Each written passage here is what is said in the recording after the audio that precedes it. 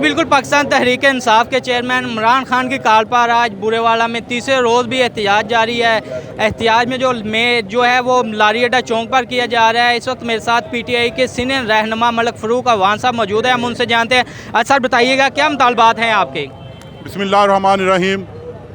ये असाब वाली जंग है जो शुरू हो चुकी है।